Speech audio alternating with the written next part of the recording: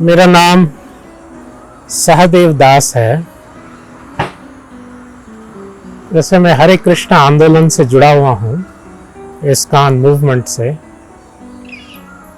South India based हूँ और मेरा जो सब्जेक्ट ऑफ रिसर्च है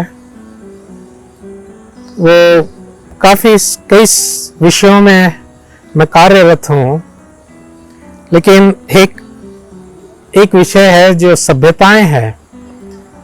सभ्यताएं कैसे आती है और कैसे विलुप्त हो जाती हैं।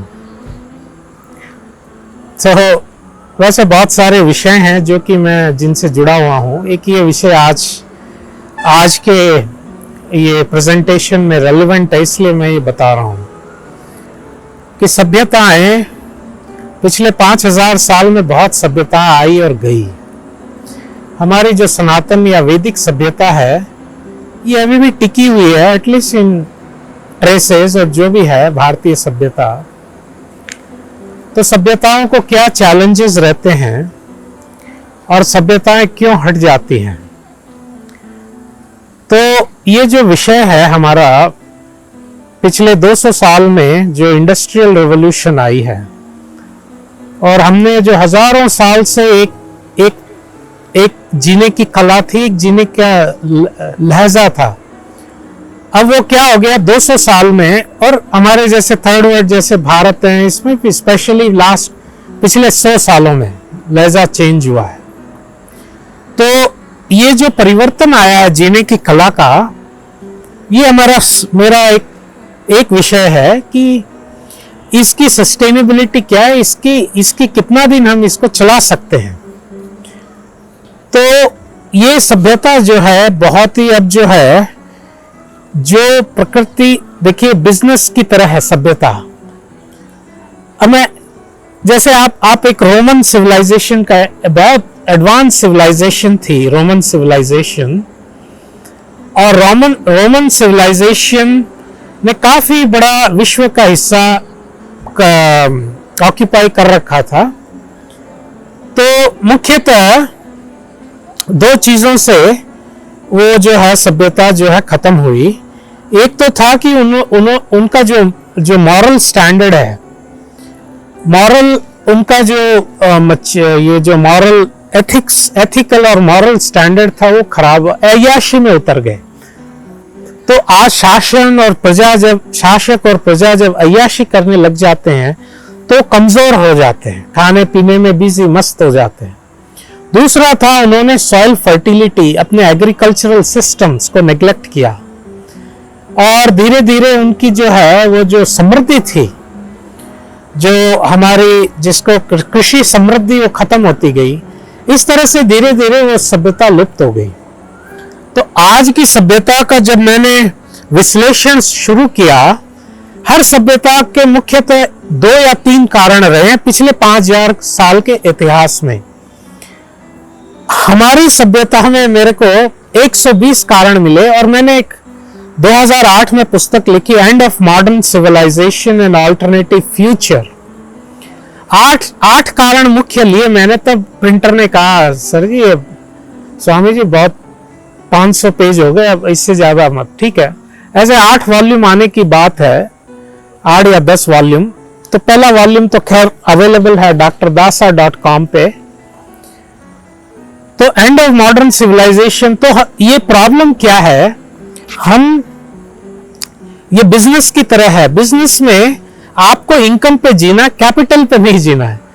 अगर आप कैपिटल पे जीना शुरू कर देते हो, बिजनेस थोड़े दिन में चौपट हो जाएगा, इसमें कोई दो राय नहीं है। तो वैसे ये सभ्यता क्या कर रही है, हम जो है ये जो प्रकृति की कैपिटल है इस पे जी रहे हैं, और अब सारे रिसोर्सेस जो है, अब ये रिसोर्स क्रंच आ रही है। ये जो पेट्रोलियम था, लाखों करोड़ों साल बने,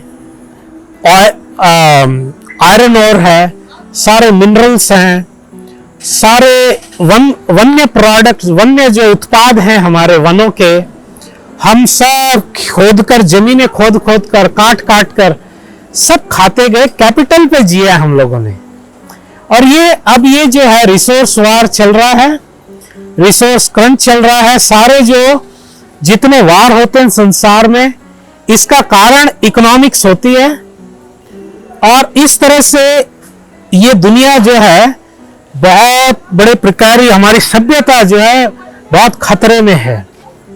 मेरा ये निष्कर्ष निकला है कि हजारों साल से ये जो डार्विन कहते हैं आदमी बंदर था, और वो सब आज भी बंदर है और आज भी आदमी है। तो इस बहस में हम नहीं जा रहे हैं।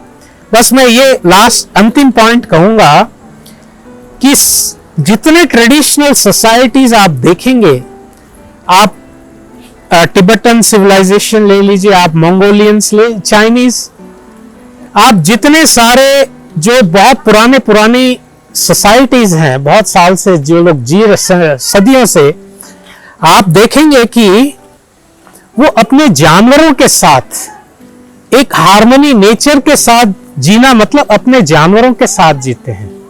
आज भी जो ट्रेडिशनल सोसाइटीज है अफ्रीका के, वो गायों के झुंड में रहते हैं।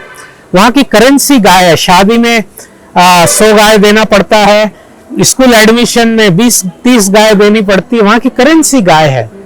तो हमारे भारतवर्ष में ये जो हजारों साल हमने जिया है, हमारी एग्रीकल्चरल सिस्टम्स इतने स्ट्रांग थे कि जब ब्रिटिश आए तो उनको शॉक लगा, ऐसी सभ्यता को हम सब्जुगेट नहीं कर सकते, ये इतने एडवांस्ड है एजुकेशन सिस्टम, इनके एग्रीकल्चर, इकोनॉमिक्स। तो उन्होंने काम किया कि कैसे इसका विनाश किया जाए, और उन्होंने हमारी सभ्यता से हमारे पशु जो है, हम जिसे हम गौ माता कहते हैं, वो पशु, इस तरह के इन्होंने ये हमारी बेस लाइन को कट किया, और धीरे धीरे भारत गरीब हुआ। 45 ट्रिलियन डॉलर्स हमारे भारत से खींचा गया, और हमारी जो सांस्कृतिक आधार था खत्म। तो मेरा एक मानना है कि हर जगह हमें नेचर के साथ जीना है, तो हमारे पशु जो हैं, पशुधन जो है हमारा, उसके साथ रहना है। और गाय के साथ अगर आप रहते हैं, छोटा जमीन हो, एक गाय हो, गोबर से इतनी उर्वरा शक्ति, इतना जमीन आपकी पैदा करेगी कि हम हर गांव जो है सेल्फ सफिशिएंट हो सकता है। गाय लोगों के लिए बोझ है, क्योंकि जो जंगली मानसिकता है, सभ्य समाज आज से ऐसे हजारों किसान हैं, हजारों किसान आज हैं जिनकी जो आय है, जिनकी इनकम है 4 गुनी 6 गुनी हो गई, ऐसे हजारों किसान हैं। लेकिन ये लॉबी है, केमिकल लॉबी है, ये कॉरपोरेट्स की लॉबी है, और ये चीजें बढ़ने नहीं देते हैं। तो सारा सॉल्यूशन गाय में मेडिसिन का है। गो विज्ञान अनुसंधान केंद्र के पास डाटा है, हजारों पेशेंट्स के डाटा हमारे इंस्टीट्यूट, डिफरेंट इंस्टीट्यूट, जिन्होंने बहुत जीवन में cancer, 4th degree cancer solve हुआ है, कितने असाध्य रोगों का इलाज हुआ है पंचगव्य से। तो गाय में हमारा नेचर के साथ, हार्मनी के साथ जीने का, नेचुरल इनकम के साथ जीने का, और हर प्रॉब्लम का सलूशन है। ये खाली फिलॉसफी नहीं है, आप ये आइए, हजारों लोगों के एक्सपीरियंसेस हैं। तो ये अगर हम करेंगे तो कुछ आशा की किरण है, वरना ये जो है सब, इसकी सभ्यता का कोई फ्यूचर नहीं है। ये जो डिकेड है बहुत बड़ा चैलेंज है। हरे कृष्ण।